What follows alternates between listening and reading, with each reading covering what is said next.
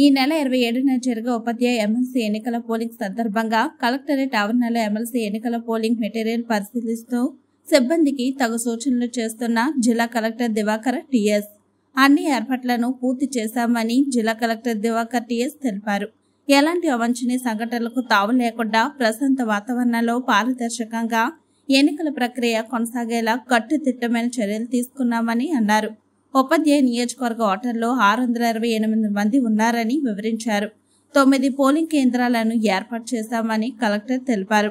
ఓటర్ల సంఖ్యకు అనుగుణంగా పోలింగ్ కేంద్రాలను అందుబాటులో ఉంచడం జరిగిందన్నారు.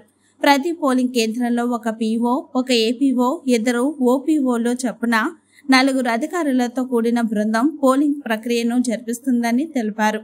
9 పోలింగ్ కేంద్రాలకు సరిపడా పోలింగ్ సిబ్బందిని నియమించడంతో పాటు మరో 20% అదనపు సిబ్బందిని కూడా రిజర్వ్లో ఉంచామని, వీరికి పోలింగ్ ప్రక్రియ నిర్వహణపై మాస్టర్ ట్రైనర్లచే 2 దఫాలుగా శిక్షణ అందించడం జరిగిందన్నారు.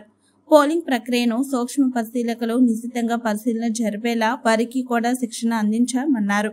పోలింగ్ సిబ్బంది బ్యాలెట్ బాక్సులు, ఇతర ఓటింగ్ సామగ్రితో వారికి కేటాయించిన పోలింగ్ కేంద్రాలకు 26వ తేదీ సాయంత్రం లోపే చేరుకొని పోలింగ్ కోసం తగిన ఏర్పాట్లు చేసుకుంటారని తెలిపారు. కలెక్టరేట్ ఆవరణలో డిస్ట్రిబ్యూషన్ సెంటర్లను ఏర్పాటు చేశామన్నారు.